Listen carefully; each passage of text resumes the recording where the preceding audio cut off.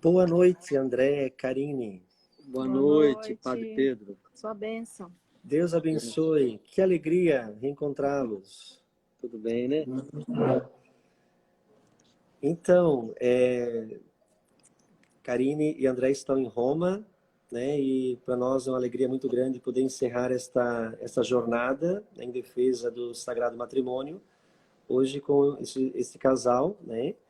Tão querido por todos, que estão participando lá do 10ª Jornada Mundial, né? Pelas famílias.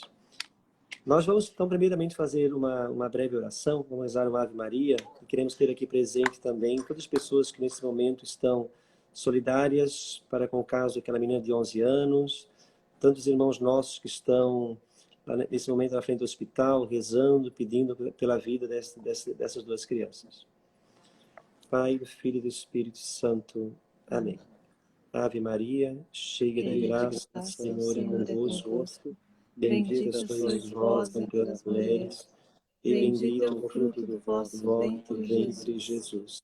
Santa Maria, Mãe de Deus, rogai por nós, pecadores, agora e na hora de nossa nossa morte. Amém. Amém. Pai, do Filho e do Espírito Santo. Amém.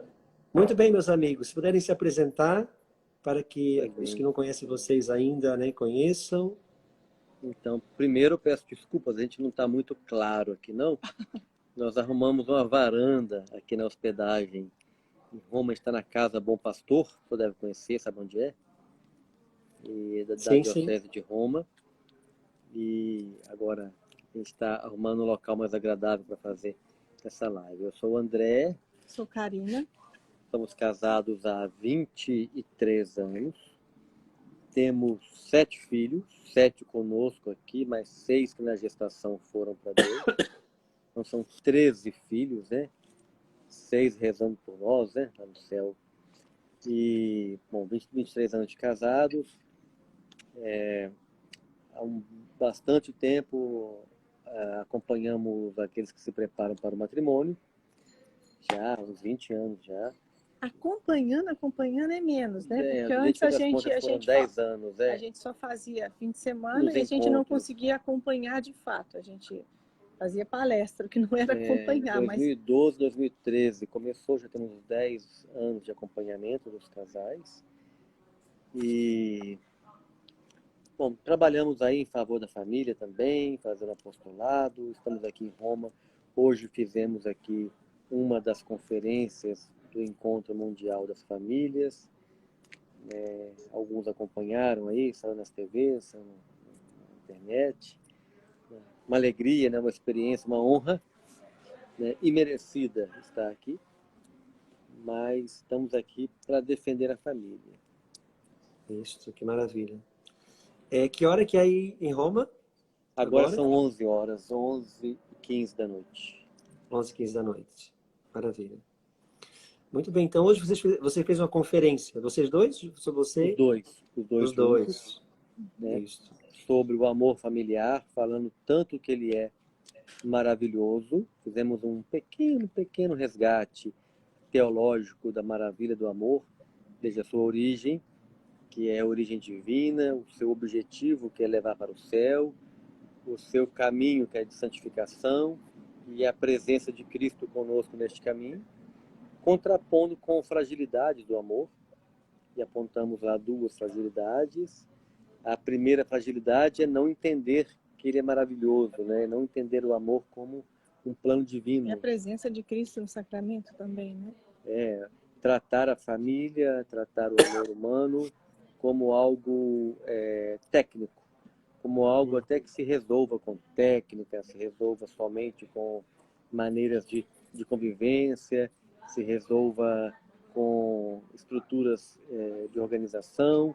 Tudo isso ajuda, medicina, psicologia, mas a base de tudo é saber que o amor é plano de Deus desde a criação do mundo, né? Deus criou o mundo com o matrimônio e vai terminar, né, com este mundo terreno, na parousia, com a grande as núpcias do Cordeiro. Ou seja, começa o mundo constituindo família, e termina o mundo, teoricamente, né, com o grande casamento. E toda a Bíblia é permeada de casamentos, né, da beleza do amor matrimonial. Né? O primeiro milagre de Jesus foi nas bodas de Caná, e assim vai, né? Isso, maravilha.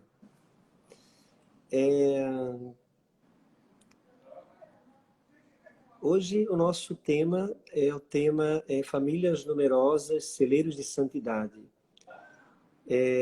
Vocês, né, você partilhou então o número de filhos que vocês têm, né? Se quiserem partilhar para nós um pouquinho sobre esse tema, né, o dom que são os filhos, alegrias, desafios. E é bem oportuno, porque ontem, na abertura do Encontro Mundial das Famílias, o Papa Francisco tocou em alguns pontos sobre família numerosa.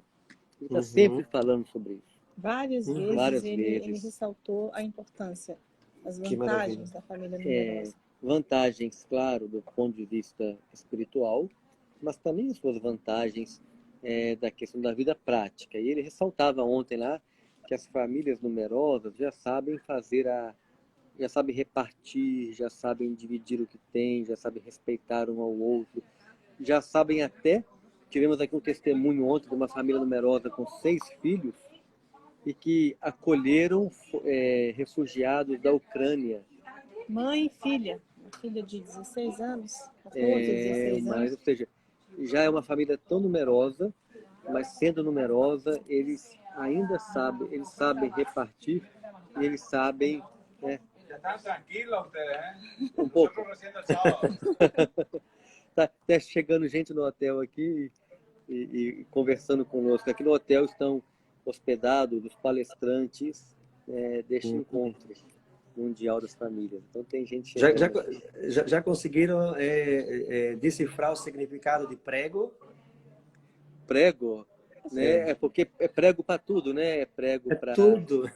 Para te receber, para falar, para divertir, para dizer de nada. Prego, não é paciência, é prego, tudo é prego. É verdade. Então, eu percebi isso mesmo. Mas o Papa falava, então, do valor que é se ter uma família numerosa do ponto de vista prático. Como que uma família que já tem 6 filhos consegue partilhar e abrir um espaço para mais algum. Talvez uma família que tivesse um filho, este um filho talvez não abra um espaço no seu quarto para acolher a um refugiado.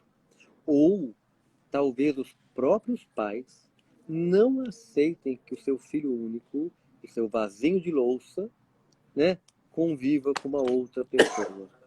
É claro que tem pais que não agem assim, mas é uma tendência muito grande dos pais agirem assim quando tem seus filhos. Mas a gente tem que voltar. A gente não pode ficar só na parte da prática, a gente não pode ficar só na questão, é bom ter muitos filhos porque convive, é bom ter muitos filhos porque sabe dividir. Isso tudo é consequência. A gente não pode transformar uma consequência em objetivo. Né? É igual falar de métodos naturais para regular a natalidade. Não faz mal para a saúde, o método natural permite conhecer o ciclo do corpo. Tá. Tudo isso são benefícios, mas não são objetivos. A gente tem que voltar na origem. Qual que é o objetivo? O objetivo é simples. É porque o amor é fecundo. Quando Deus dá a vocação ao matrimônio, está junto, faz parte do combo, vem junto no combo, a vocação a dizer, a cooperar com Deus na criação da vida. Aliás, é uma promessa feita por quem contraiu o matrimônio. Lá no diálogo com os noivos, naquela parte do casamento, o padre pergunta se estão dispostos a acolher os filhos que Deus os enviar. Acolher, tem gente que não deixa Deus enviar filho. Então tem que acolher os filhos que Deus os envia. Então a vocação ao matrimônio, ela vem neste combo que Deus dá uma vocação e essa vocação ela já abrange o quê? O O casal que se une em matrimônio é uma só carne para ir a Deus, para se santificar pelo matrimônio. E os meios de santificação, um deles é ter filhos. Se nós vamos lá no catecismo, um parágrafo que eu gosto tanto, que eu tenho decorado o número dele, é o parágrafo 1640, né, do catecismo, onde fala que os cônjuges, os casais se santificam pela vida conjugal, pela aceitação e educação dos filhos. Confere-se esse número, 1640, né? Vou estar com ele na mão aí. Tem um ponto que se fala que os casais se santificam. A santificação deles é por 3 vias. Então, você que é casal, você que pensa em matrimônio, olha, o seu caminho de santificação se dá por 3 vias. Está muito claro aí. A aceitação, na vida conjugal primeiro, né? Não é fácil. E por que a vida conjugal santifica, né? Vamos, né? Que quem é casado sabe. Somos pessoas diferentes, temos histórias diferentes, personalidades diferentes, temperamentos diferentes. A hora que você vai morar na mesma casa, vai viver uma vida junto, essas diferenças vão aflorando ainda mais. Então, na educação dos filhos também, essa harmonia, essa sintonia que tem que ter na educação dos filhos também mexe lá na vida conjugal. Ah, mas eu fui criada dessa forma. Ah, não, eu fui criado de outra forma. Como é que nós vamos criar nossos filhos? Então, isso tudo santifica, porque o casal tem que estar alinhado para poder... O casal aprende o verbo amar, né? Que é o verbo se doar. Fazendo um parênteses, eu gosto muito de chamar a atenção para alguns detalhes, né? Porque hoje em dia algumas pessoas falam, o amor é mais que um sentimento, o amor é uma decisão. Então, nós temos uma prova disso aí. Lá no casamento, o senhor padre pergunta para os noivos: vocês prometem se amar? Né? Ou seja, tem a parte que eu prometo amar até que a morte o separe de cada vida e tal. Olha, se eu prometo, é porque não é sentimento. Isso é uma prova concreta. Ninguém promete um sentimento. Eu não prometo que eu vou gostar de cebola a vida toda. De uma hora para outra, meu paladar muda e eu vou odiar aquilo. Né? Então, ninguém é capaz de prometer um sentimento. A gente promete uma ação, um verbo, algo concreto. Independente das circunstâncias. A gente sempre fala com os noivos. Agora vou acabar tocando nessa questão, porque quando a gente os prepara, né, assim, muitos vão assim com muito sonho, e é bom que se tenha, mas a gente coloca os pés no chão e fala: olha, vocês estão bonitinhos, estão novinhos, mas e quando vier uma doença?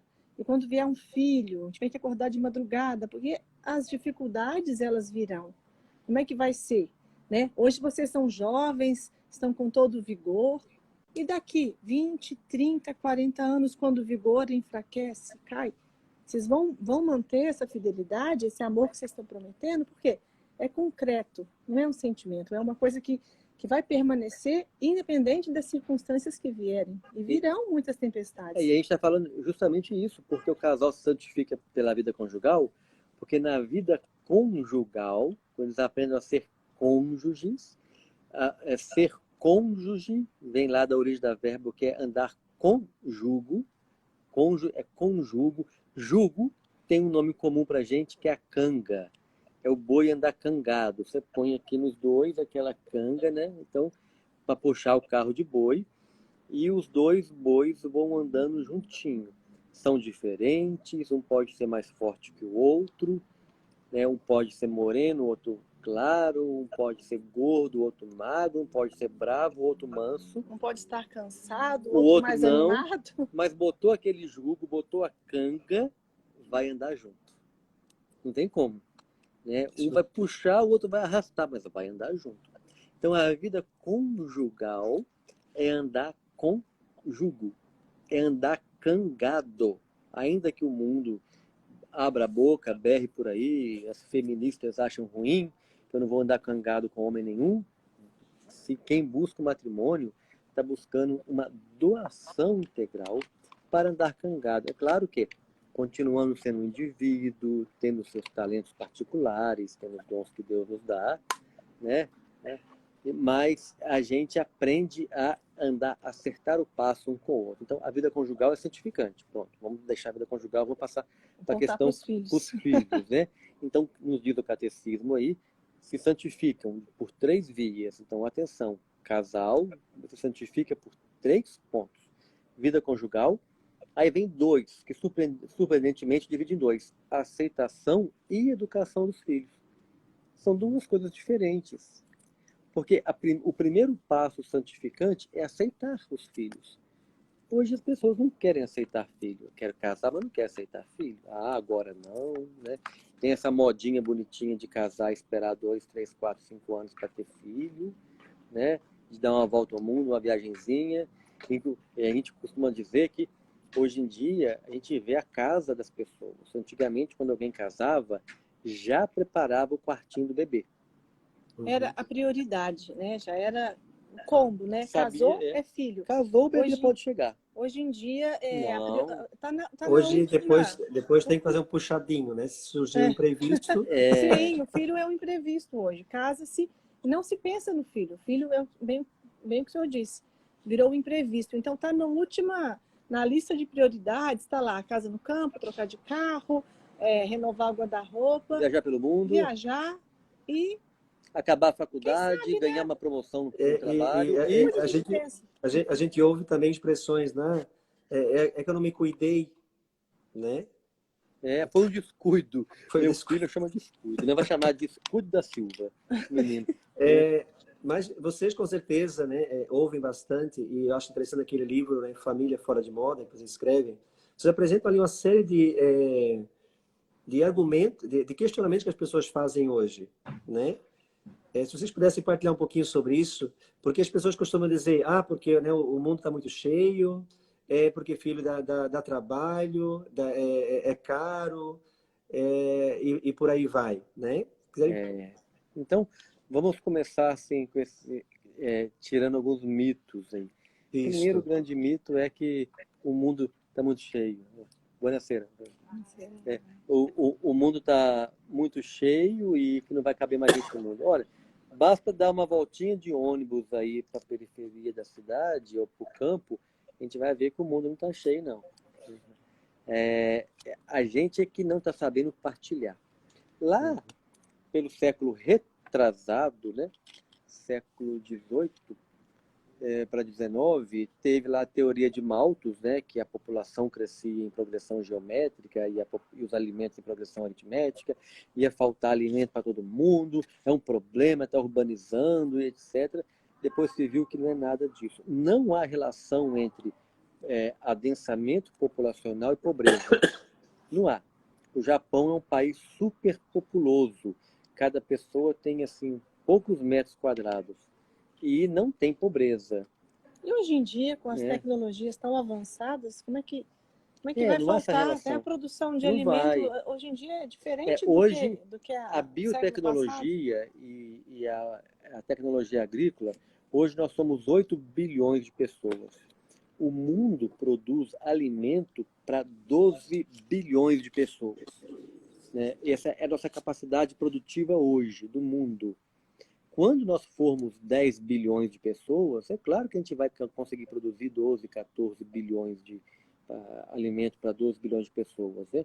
Porque hoje o grande problema é o desperdício. Esses órgãos de controle mundial aí, a FAO, né, aquele órgão da ONU, fala que 40% do alimento é desperdiçado. Na mesa de casa, você joga muita coisa fora, não cuida, no transporte, ou então tem gente que prefere jogar fora do que vender barato, né? Então, hoje, grande parte do alimento é desperdiçado. Né? E a gente produz alimento para muitas pessoas. Não é problema. E eu vejo isso, Padre Pedro, até como uma certa ofensa a Deus, né? Um pecado contra os mandamentos, né? Porque quer dizer que Deus errou no projeto dele e eu tenho que tomar uma atitude para corrigir o projeto de Deus. Sim. Deus fez alguma coisa que vai dar errado, não vai caber todo mundo no mundo. Mandamento do começo, crescer e multiplicar, não vai caber. Calculou mal, será que Deus calculou mal isso? Não fez a terra grande o suficiente. O ser humano vive achando que Deus errou no projeto. O senhor já teve lives aí sobre abertura à vida, maternidade, né? Contracepção. São pessoas que acham que Deus errou no projeto. Por exemplo, hoje está fértil, eu quero ter relação, mas não quero engravidar. Ou seja, é o meu projeto que vale, não é o seu. Então eu vou injetar uma coisa no meu corpo, vou colocar um preservativo, porque eu quero ter relação e não quero engravidar. Eu tomo o lugar de Deus, né? E digo quem manda. O projeto que vale é o meu. Então as pessoas acham que o mundo está superpopuloso. Não está. O que falta é partilha. Falta também, nós temos dados concretos que hoje, do ponto de vista material, cuidar de filhos é muito mais fácil que antigamente. Estou só esperando começar a surgir as reclamações no comentário aí para falar que eu estou louco, né? Mas é isso. Hoje, não, muitos que estão aqui são católicos, irmão, graças a Deus. Que bom, mas é católico, né? Esperamos. Essa é a esperança. Porque tem católico que não é católico, né? Então é católico, tá bom. Então, hoje em dia é muito mais fácil manter uma família, né? Pense em coisas bobas de antigamente.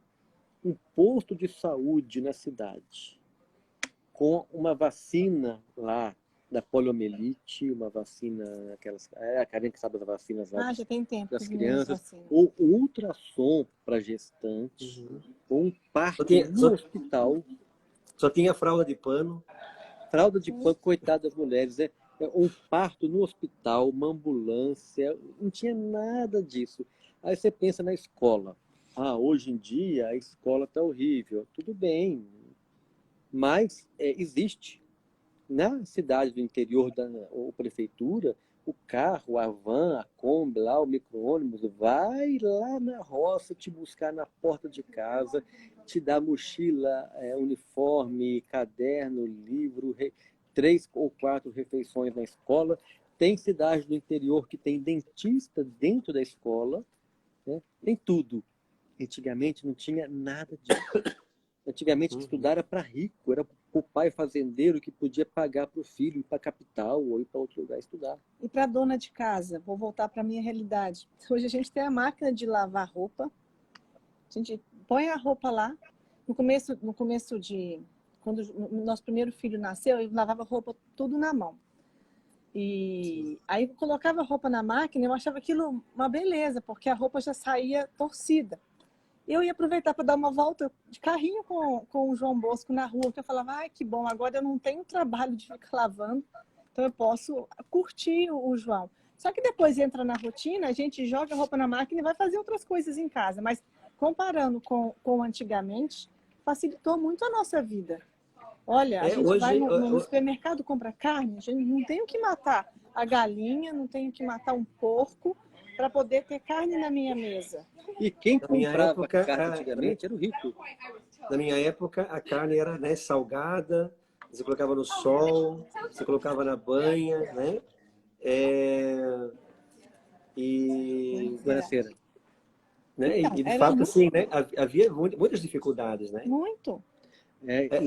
Hoje tem até energia chuveiro. elétrica. Energia elétrica. Chuveiro, né? Na minha época, a gente tomava banho de bacia. Geladeira em casa.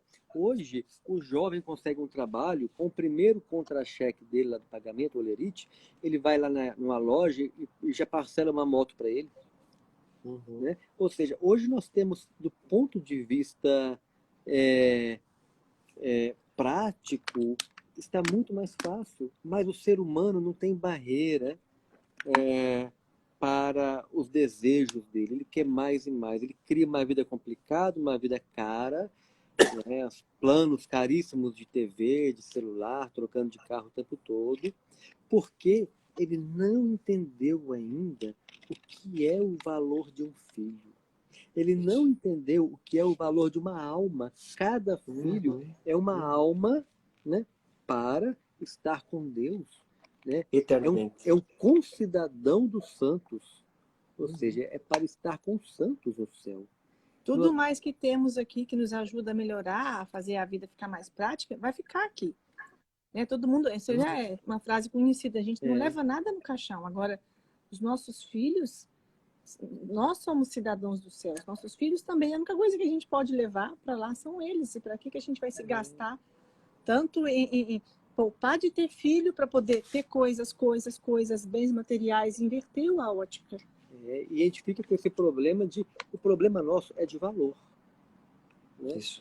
Porque se eu sei o significado que é de um filho, se eu entendo de fato que cada filho é bênção de Deus, se eu rezo com o coração aquele salmo que os filhos são como flechas na mão do arqueiro, são bênçãos, Salmo 127, 126, né? Isso aí. Se eu rezo aquilo de coração, eu sei que vale a pena. E as dificuldades que virão não são nada perto do valor de se ter filhos. Não são nada. As pessoas perderam esse valor. Por isso que nos diz o catecismo dessa santificação do casal, pela vida conjugal, pela aceitação e educação. Porque aceitar já é uma dificuldade hoje em dia, e educar também é uma dificuldade. Ninguém está falando que é fácil. Ninguém está prometendo um oceano azul, né? Tudo tranquilo. Foi o que o padre perguntou no começo, né? Quando ele falou do livro e pediu para a gente apontar algumas questões. Filho dá trabalho? Claro. Por que não dá? Dá trabalho, claro que dá. E tem que dar mesmo, tem que custar o nosso sacrifício, o nosso suor, a nossa insistência, a nossa perseverança. É falar uma vez, é falar 2 vezes, é falar 3 vezes, quantas vezes forem necessárias para poder corrigir. É trabalho de acordar de manhã. Trabalho, tudo na vida exige um trabalho. O que tem valor custa. Sim. Custa caro.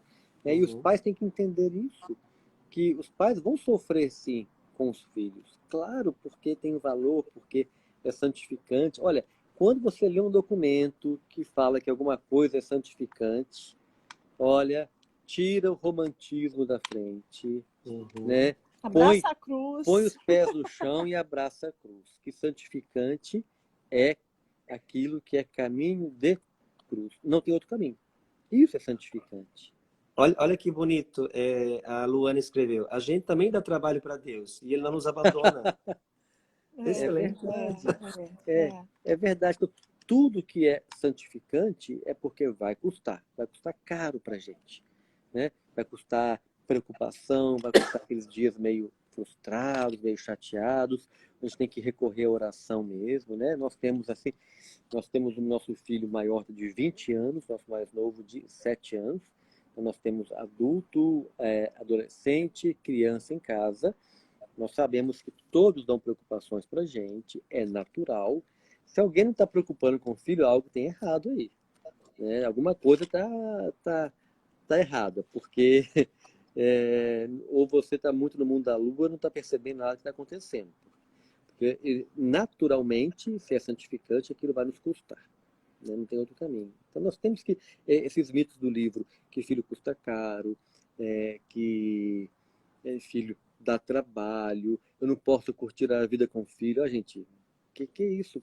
Curtir a vida. O casamento é uma vocação, né? Qualquer curtição que vem nele é um benefício, mas não é um objetivo. E também, né, parece que agora existe um tal de pacote aí que se eu não posso ter muitos filhos porque não vou poder dar faculdade para todos. Já ouviu falar essa, irmão? Exatamente. E aí que o colégio para todos, a faculdade, a viagem para Disney, né? Olha, você tem que ter o seu filho no céu, né? Claro que o que eu vou falar não é assim, menosprezando estudo, nada, não é. Eu venho da vida acadêmica, eu estudei, eu tenho mestrado, doutorado, né? Lido com a vida acadêmica, né? Mas eu não falo para os meus filhos que eles têm que ir para a faculdade. A faculdade é um dos possíveis caminhos, se em um maduro discernimento vocacional eles sentem um chamado de alguma coisa que eles exigem passar pela faculdade. Aí eu tenho um chamado, nós temos uma menina lá que é louca para ser veterinária, a Bebel, de 10 anos. Claro, se isso se confirmar na vida dela, ok, vai ter que passar pela universidade. Mas isso não foi a gente que plantou nela, tá vindo dela. Agora, eu tenho meu filho mais velho que não está na universidade, né? Estudou por conta própria, fez muito curso, foi aluno do Olavo de Carvalho, fez os cursos dele lá de filosofia, comprou muitos livros. Menino inteligente. Estuda marketing digital, compra muitos livros, estuda. E lá está lá, no interior, fazendo trabalho para pessoa, para grandes empresas aí de São Paulo, Rio, BH, na área de marketing digital, e trabalhando. A faculdade para ele fala, a hora que eu tiver interesse em conhecer alguma coisa nova, mais profunda, eu vou passar pela universidade. Ou seja, é um caminho que se faz, não é um objetivo de vida como os pais fazem. Então, os pais têm que cuidar dos filhos assim. Então, a gente, ainda que o filho, se for para o filho ir para o céu, que ele fique o resto da vida até soletrando o nome dele na assinatura. Então, assinando por extenso, põe o dedão na tinta e assina por extenso. Não importa se ele ficar assim, mas se ele tiver um coração puro que vai levá-lo para o céu, que o que importa, é o que é eterno, é o que vai ficar para a vida dele. Porque às vezes, né, o inverso, o que tem acontecido, né, que parece que a faculdade é uma passagem obrigatória para todos os estudantes, e ela vai atrás de curso de realização profissional e está vazio interiormente. Está sem Deus, então de que valeu isso? E depois, né, eu acho que uma questão importante é, isso vai acrescentar para a minha vocação, né? Porque a vocação principal é a santidade. Há dois caminhos para, né, caminhar na direção da santidade: celibato, matrimônio. Quem é chamado matrimônio, muito bem. Então, esta é a principal missão que a pessoa tem. Agora, fazer esse curso vai contribuir para essa minha missão? Exatamente. Né? É um plano de Deus para mim. Né? Porque assim, né, eu vou casar, mas vou ficar preocupado a vida toda, né? E fazendo carreira, e não sei o quê, tá. E a missão mais importante que eu tenho, né? E aí as pessoas vão sendo levadas para essa história da carochinha aí, e não percebem que estão perdendo a vida. Hoje as mulheres gastam grande parte da vida para ganhar dinheiro. Quando acorda e resolve casar, quer gastar todo o dinheiro que ganhou para tentar engravidar, porque já não vai ter tempo. Então, a gente não entende, elas ficam de um lado para o outro, e tem que entender a questão do valor, da vocação. Né? Então, o filho é para ir para o céu, se Deus nos permite. Então, é interessante a pergunta lá do casamento, que é se vocês estão dispostos a acolher os filhos. Ninguém promete que vai ter também, porque também eu não posso converter o filho de dom em direito. Eu não tenho direito de ter filho. Eu tenho que engravidar, eu tenho direito de ter um filho. Não tem. Filho é dom. Então, sua promessa não foi ter. E filho também não pode se fabricar em laboratório, né, irmão? Sim. Por isso mesmo, né? Filho é o ato de amor dos pais. A gente poderia entrar numa outra questão, né? O senhor sabe bem disso. Mas filho é dom. É estar de coração aberto e falar: Senhor, o Senhor me deu a vocação ao matrimônio. Se for de sua vontade, estou aqui para contribuir com o Senhor na geração da vida. Foi isso. Né? Agora, nós temos que testemunhar que nós demoramos perceber isso. Né? Por quê? Por falta dessa orientação para nós. Nós nos casamos na Igreja Católica, nos casamos como jovens que buscavam a santidade, nos casamos virgens. Eu com 22 anos, Karina com 19, eu já trabalhava, eu dava aulas, eu tinha condição de manter uma família, ok, então é momento que se pode casar. Quem pode manter uma família, o que eu preciso para casar? Saber o que é o casamento, né, as promessas, a obrigação, como nos diz o Código de Direito Canônico, e condição de manter a família. Só isso, mais nada. Não tem que ter carro, não tem que ter carreira, nada não. É isso, né? Tem que ter disposição para construir a vida. Nós nos casamos sabendo disso, sabendo, por exemplo, que não devia usar, que só devíamos buscar métodos naturais, não métodos antinaturais, se regular a natalidade, mas casamos com a mentalidade ainda meio, aquilo que está imperando no meio católico, de esperar um tempo para ter filho. Até que o nosso filho chegou, a gente já tinha mais de 3 anos de casado. A gente lembra o dia que a gente se abriu à vida. O dia que a gente falou: olha, a partir de hoje vamos deixar. Então, essa data marcou para a gente. A gente tem essa data guardada porque a gente tinha essa ideia de planejamento, essa ideia nefasta da ideia controle, né? de planejamento populacional, planejamento familiar, que é um disfarce de controle populacional que até na igreja está entrando. Essa ideia de planejamento familiar. Quantos padres, né? A igreja não usa essa expressão. Não usa. Eu tenho um artigo na internet, você deve ter lido, o título é A Igreja Recomenda o Planejamento Familiar Natural, e nesse artigo, quem quiser ver, busca, eu explico que nenhum documento da igreja tem o termo planejamento familiar. só em um livro. Agora, quem está ouvindo também vai pasmar aí, só em um livro que fala isso, que é o YouCat. Mas YouCat não é magistério da igreja. Eu sabia disso, né?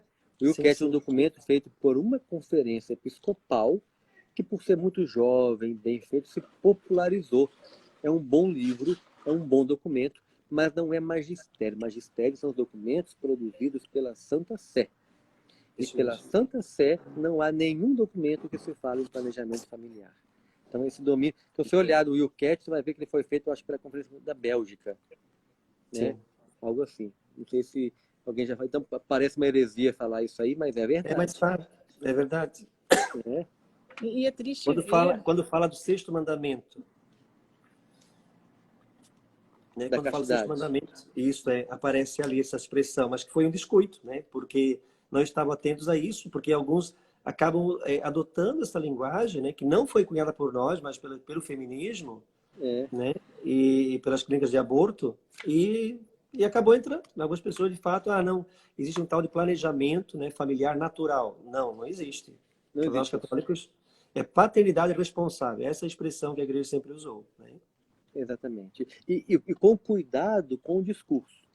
Né? Que a Isso. paternidade responsável não é para falar assim, olha, eu tenho que ser responsável, então eu tenho que ter poucos filhos porque a coisa está feia. Não. Eu tenho que entender a minha responsabilidade de ser pai assumida no matrimônio. Ou seja, e essa responsabilidade de pai me diz que se eu tiver que regular a natalidade, não é se eu tiver, se eu achar que preciso, que seja feita em harmonia com o plano de Deus. Porque tem pessoas também que não fazem isso.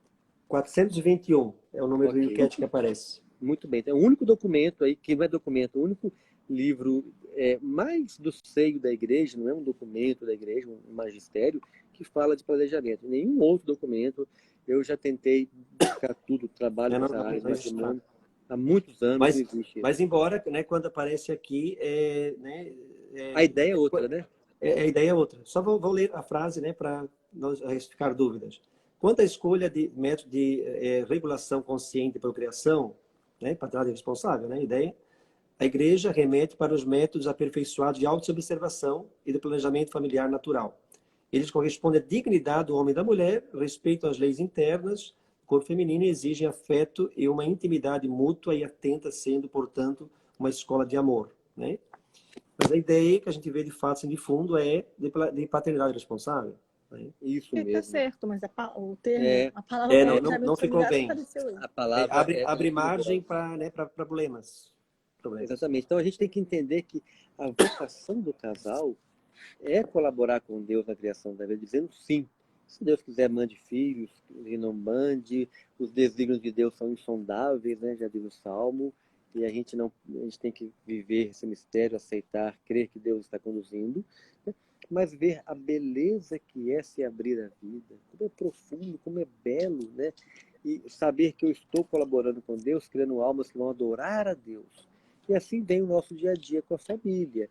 É difícil? É. Já falamos, temos conflitos? Temos conflitos. Até a gente também tem conflito interno, às vezes.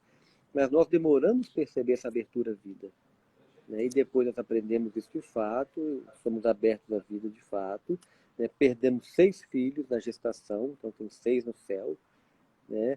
7 conosco aqui. Mas nós sabemos que estamos tentando cumprir o plano de Deus, né? E que Ele Só um parêntese, né? Isso que o André está colocando, nós não tratamos, né, nas lives, não temos tempo, mas quem sabe um dia futuramente.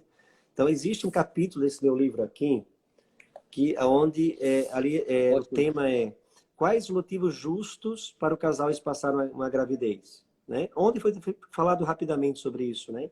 Mas, então, existem motivos justos, né? Que é importante o casal conhecer os princípios e tudo isso, né? Para ver, de fato, temos motivos justos. O André, ele, naquele livro Família Fora de Moda, ele usa uma expressão que eu acho muito interessante, onde ele diz que o método Billings é como um socorro no carro. Então tá ali, se um dia precisar, né? Mas não é o que a gente vai, né, viver. é o plano B, né? Sim. É o plano B. O plano A é deixar, é casar e saber que vai ter filhos, né? Aquela ideia eu vou casar e esperar 3 anos para ter filho porque eu estou estudando. Então espera para casar, porque casar é para ter Isso. filho, né?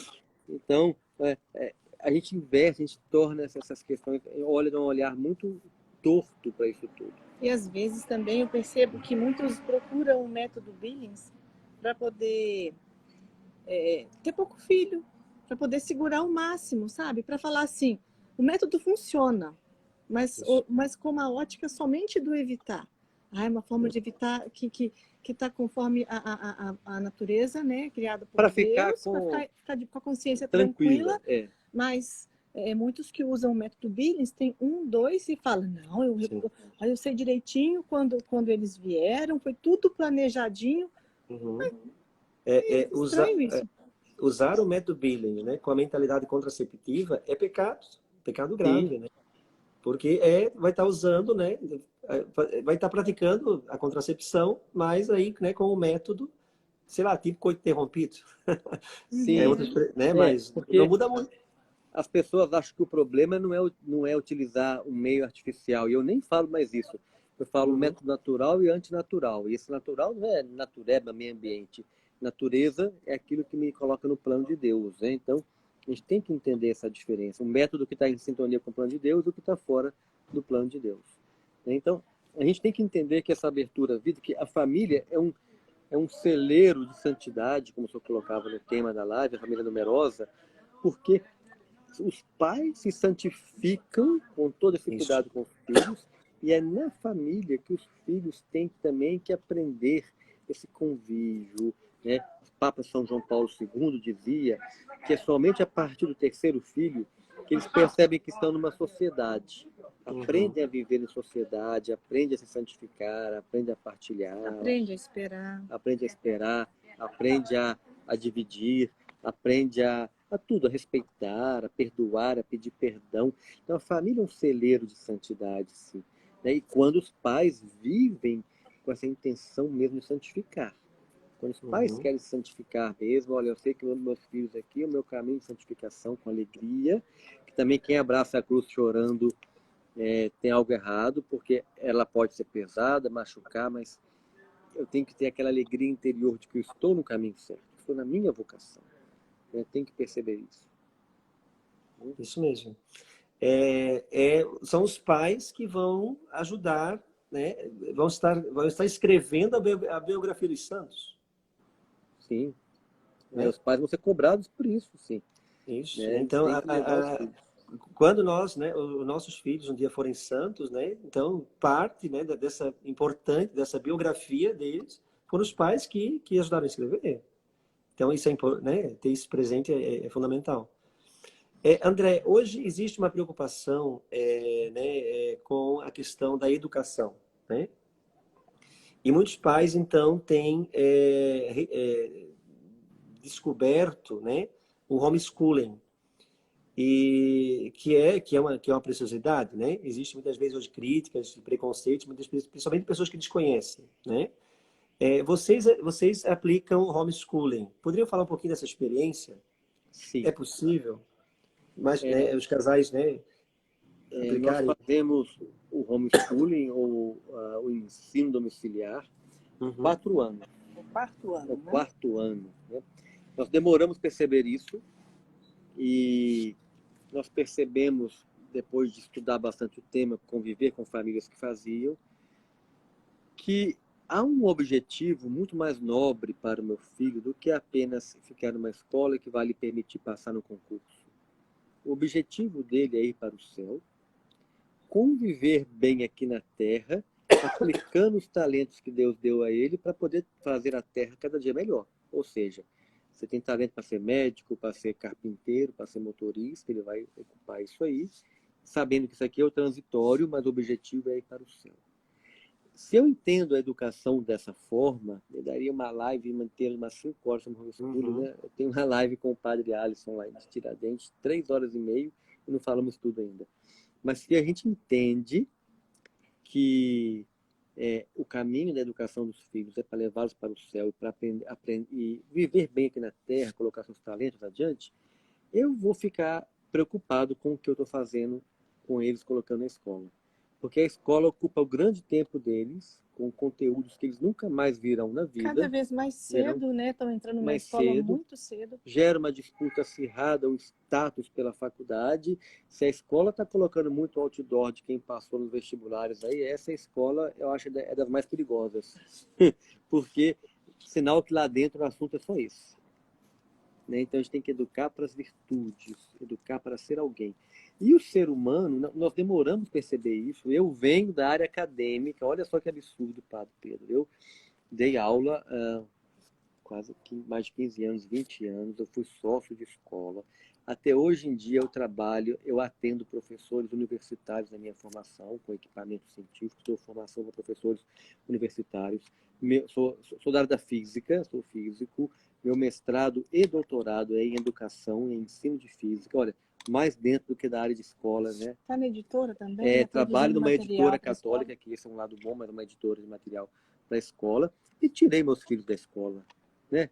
Que louco, né? Como é que ele foi fazer isso? Mas é porque eu não sou contra a escola. Mas a minha definição de escola vai fazer você que está nos acompanhando pensar bastante. Pensa no hospital da sua cidade. O que você quer para aquele hospital? Bom, eu quero um médico de primeira linha nele, bem formado. Quero um médico especializado, com doutorado em Londres, por exemplo. Quero os equipamentos de raio-x japoneses. Quero as salas modernas. Eu quero o melhor hospital do mundo. Mas eu espero não ter que usá-lo.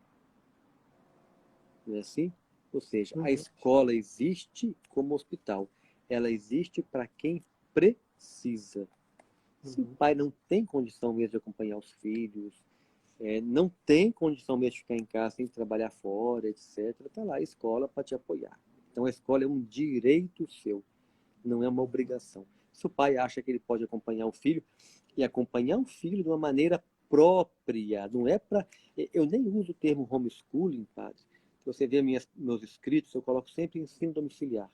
Porque o homeschooling, né, é uma escola em casa, homeschooling, é levar a escola para casa. Eu não quero levar a escola para casa. O que eu quero é não ter escola. Eu quero ter uma educação diferenciada para os filhos. Eu não quero escolarizar programas, matérias, anos. Eu quero que meus filhos se desenvolvam lendo, fazendo contas, entendendo o mundo, aprofundando em ciências e tudo, documentários, visitas, sem precisar seguir aquele programa rígido da escola. E só para abreviar, nós temos um testemunho disso. Meus 2 filhos maiores, ele saiu da escola no 3º ano, esse que eu te falei do João, que está dedicando às mídias sociais, estudioso, inteligente, e estudou por conta própria o 3º ano, não quer faculdade, mas fez lá aquela prova do EJA, que certifica para o ensino médio, tirou de letra e passou. A minha segunda filha, Ana Maria, EJA não é EJA. A Ana Maria, na segunda filha, fez todo o ensino médio em casa, 3 anos em casa. Ano passado fez a prova de certificação, passou também. Ou seja, nós não seguimos o esquema do governo, mas quem tem uma educação clássica, a prova do governo fica boba.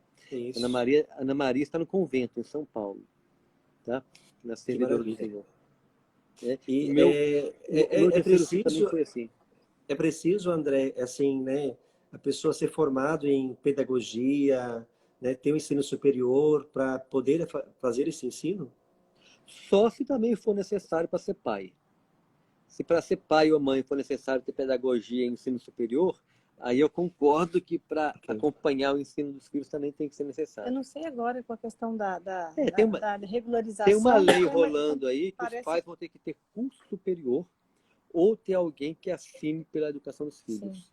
Né? Eu acho que, eu entendo lá do governo, que é uma população muito grande, ele tem que garantir alguma coisa. Né?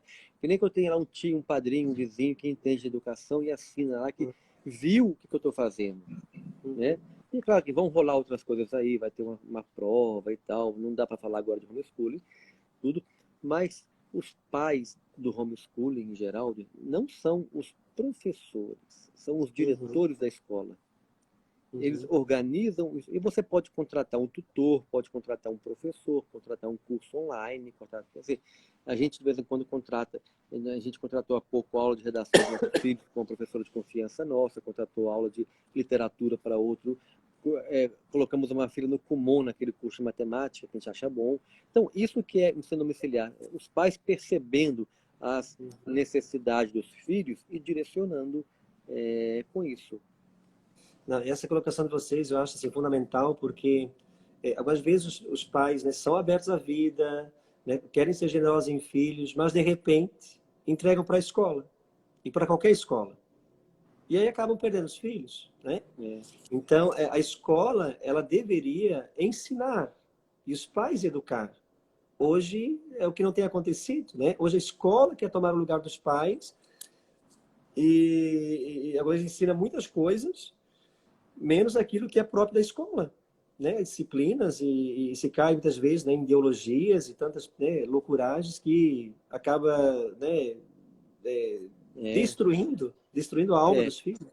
Isso dá pano para manga, né? Um dos motivadores nossos na escola passou por aí mesmo, questão de ideologia na escola, e isso é muito complicado. Ah, mas seu filho vai ficar numa redoma, isolado do mundo.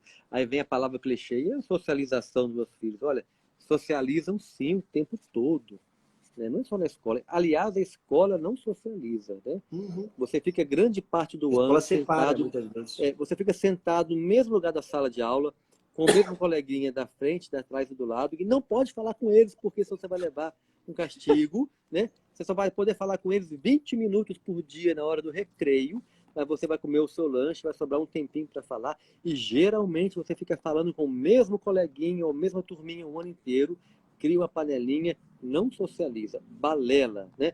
Os países desenvolvidos todos fazem ensino domiciliar, né? Pega a Finlândia, Noruega, Estados Unidos e tal. Quem falou que esse pessoal não percebeu que não socializaria em casa, já teria acabado há muito tempo isso aí. É uma balela desse povo inventando desculpa, né?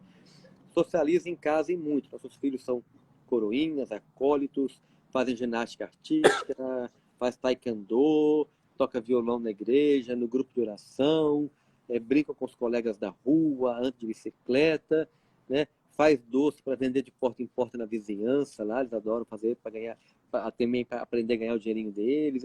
Socialize muito, porque sabe conversar com adulto, com colega, com menino mais novo, isso que é socializar. Não tem maior dificuldade para se expressar, para falar, né? Padre, o senhor comentou que a escola deve ensinar e os filhos, a escola deve ensinar e os pais educar, né? E até naquelas questões bem básicas, os pais estão abrindo mão. Quando o filho chega muito pequeno para a escola, é na escola que ele vai aprender obrigado, por favor, né? Porque sempre tem aqueles muraizinhos nas salas infantis, com essas regrinhas, com as tais palavrinhas mágicas, que muitos pais também não têm tempo de estar com os filhos e ensinar isso para eles. Isso faz parte da educação, isso é o básico do básico. Imagina, se já estão abrindo mão do básico e colocando isso nas mãos da escola, quanto mais outras questões mais complicadas. Né? O problema é de fundo, o problema é muito maior, a questão do valor do filho. Volta ao que eu falei, se o pai sabe o valor do filho, que é um filho para adorar a Deus, uma alma para o céu, ele vai entender o valor de ter o filho, ele vai entender o valor de abrir mão de alguma parte do seu dinheiro para ficar mais tempo em casa com os filhos.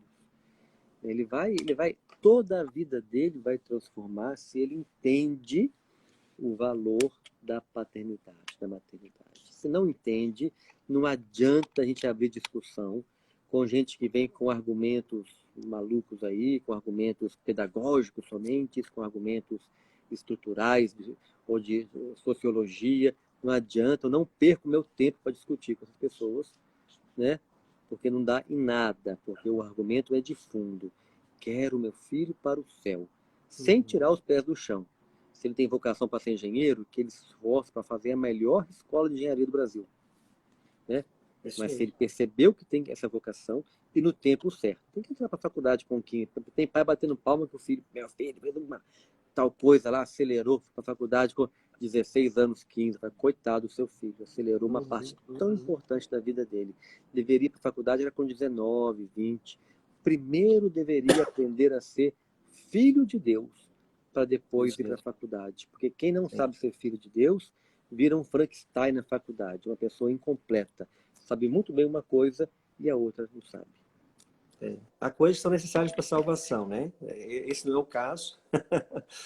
Né? Que de fato, se a pessoa tem maturidade tudo isso, né, pode fazer um bem, mas caso não tendo, pode ser um caminho de perdição, né? Principalmente as federais da vida, né? Muito bem.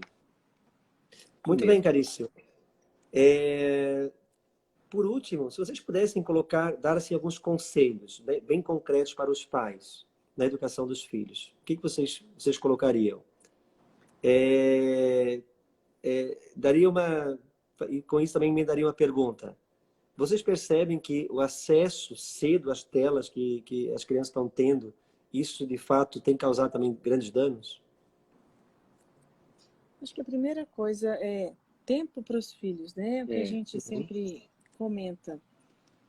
Tempo de tá descontraído também, porque acho que São João Bosco falava muito isso, da questão de estar na brincadeira, no pátio, né? Então, promover em família um tempo de descontração, pode ser um filme, mas eu prefiro jogos na mesa, carta, baralho, e também tempos juntos em refeições. A gente aproveita muito, né? O café da manhã, o almoço, que agora, como estão todos em casa, isso fica facilitado. Antes, não, né? Cada um no horário para a escola. Então, assim, eu acho que a primeira coisa que a gente tem que ter em mente é que a gente tem que gastar o nosso tempo com eles. Dedicar tempo para ouvi-los, para poder falar, para partilhar a vida, para comentar, acontecendo isso com o fulano, olha que situação delicada, Ou seja, se é a mostrar a vida. presença do pai. Cuidado com o jargão popular. Eu trabalho muito, meu filho fica na creche, mas eu pego ele de noite e tenho tempo de qualidade com ele. Mentira, balela. Não é tempo de qualidade. A gente tem que ter com o filho tempo e qualidade. Porque também ter tempo sem qualidade, só ficar do lado dele, ele usando o celular dele e você o seu, não resolve. Então os pais têm que preocupar em ter tempo e qualidade com os filhos. E educação se faz com o tempo mesmo, né? Não dá para terceirizar. Tem que ter tempo para a educação, tem que ter presença, tem que sentir o cheiro do filho no dia todo, tem que estar do lado dele para que ele faz alguma coisa errada, daquele comentário, daquela orientada para ele, tem que estar o tempo todo com ele, né? Tem que estar o tempo todo se percebendo o que acontece com ele, né? E ter bons propósitos de rezar com o filho, bons propósitos de não encher o filho de presente, não dar celular para eles novinhos, pode até usar o dos pais, né? Mas não dá. Lá em casa ninguém ganhou celular. Ninguém ganhou celular. Nenhum filho. Eu deixei eles ter. Eu permiti que eles tenham a partir de 16 anos. Permiti. Bom, um usado meu lá antigo que eu deixei usar, ou então um já tinha um trabalhinho e comprou dele, né? E assim, a gente vai limitando, né, para fazer o bem, para protegê-los de alguma forma. Então, desde pequeno, ter bons propósitos, saber que tem que limitar os filhos, tem que orientar, tem hora que tem que ter um castigo, não pode ter muita dorzinha, tem que aplicar o castigo, né? Mesmo se hoje se você dá o castigo é meio pesado, o filho chora para um lado, você chora para o outro, mas deu o castigo, né? E ler para os pro filhos bem também dele. é tão útil, né? Ler para os Algo que filhos. a gente costuma ver em filmes e às vezes muitas famílias perderam esse costume. Catequese começa em Catequese casa, né? começa em casa, mas livros também de histórias. Eu estava, né, Aliás, só um comentário, nossos filhos não fizeram catequese na igreja, viu? Porque o nosso bispo, na época, orientou, incentivou, e outros padres também, não, vocês podem fazer em casa. Aí quando chega na idade de 7 para 8 anos, o padre faz uma entrevista com ele já aprender a fazer um exame de consciência, pedir perdão dos pecados, receber Cristo o mais cedo possível. Maravilha. Mas eu comentava dos livros, né, que a importância de ler para os filhos é uma coisa que eu não fazia tanto com os filhos, um tempo com o primeiro, depois e com corre-corre já perdi, agora estou retomando. Então estou lendo Nárnia para eles e às vezes leio alguns outros contos. Então isso tudo ilustra realidades que às vezes a gente não consegue explicar, a questão do egoísmo, do orgulho, da soberba, E quando a gente conta um livro, a gente consegue ter fácil ali uma história que relata aquela situação. Sim. É o momento de estar com os filhos, é o momento de incentivar a leitura, incentivar o estudo, é um momento de transmitir educação para os filhos realmente, né? Então é um momento de formação. Resumindo, é tempo, é catequese, é formação, os pais têm que se formar também. Não é nada muito difícil, não, mas tem que ter tempo e disposição. Se você souber o valor que é um filho, você abre mão de muita coisa para estar com o seu filho. Você aceita viver pouco, você aceita não ter celular, aceita não viajar no final do ano, aceita não comer carne todo dia, mas para ter filhos bem formados, que vão para o céu, e vocês também, pais, vão para o céu com eles. Maravilha. Lembro que tempo atrás eu conheci uma família que tinha 10 filhos. Ela bem nova, né? A mãe nem quase passava por uma filha. Muito interessante, porque o pessoal diz, tem filhos, né? A mulher fica, né, prejudica a saúde, enfim. Ela é uma prova, né? Como nossas mães, né? Tantas, que cada vez, né, mais saúde tinha. Mas foi muito interessante porque aquela família era quase uma comunidade de vida. Né? Tal momento do dia, tocava o sininho, todos os filhos vinham, rezavam um terço e assim por diante. Trabalhavam, né? Moravam num lugar um pouco assim mais, né? mais retirado. Uma mesa farta de frutas, assim, tudo fartura. Interessante quando, né, existe esse passo na fé, essa confiança em Deus, sempre sobra, né? Sempre sobra. Então Deus provê, né, as necessidades.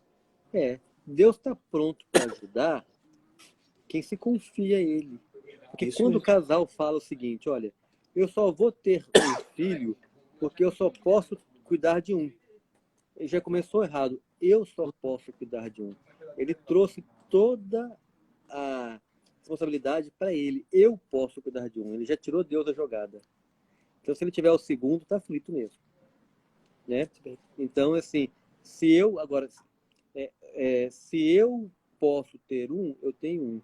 Mas se Deus me permite, me ajuda a ter vários, eu vou ter vários. É diferente o ponto de vista.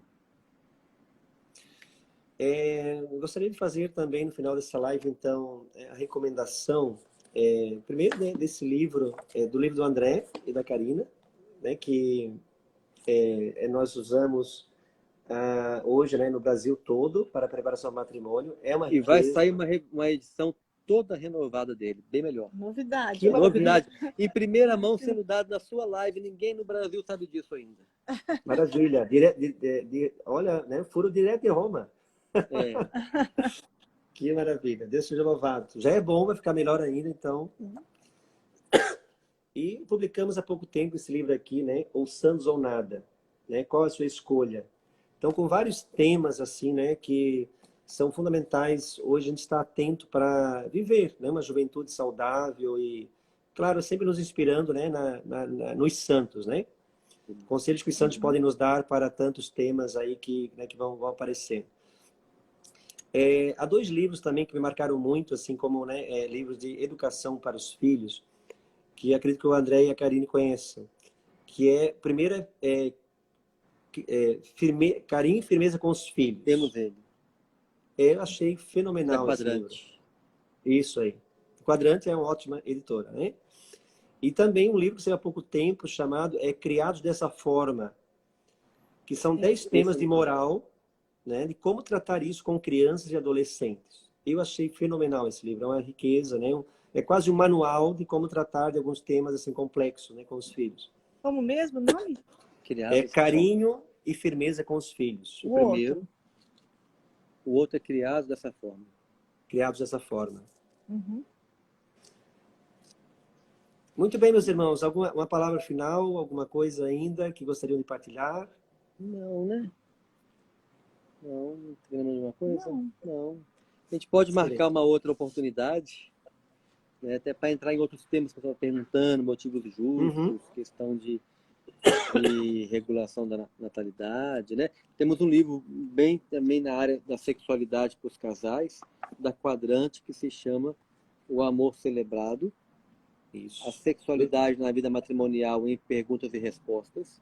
E esse que o padre citou do Família Fora de Moda, Tempos Fenomenal. Modernos, Fé e Paternidade Responsável. Muito bons. Muito bem, agradeço muito, né, a disponibilidade de vocês. Fico muito feliz, né, de que pela partilha que fizeram de hoje também, né, de esse momento que conduziram em Roma, né. Acho que a presença de vocês enriquece muito esse encontro e rezem por nós, né. Igualmente, reza por nós.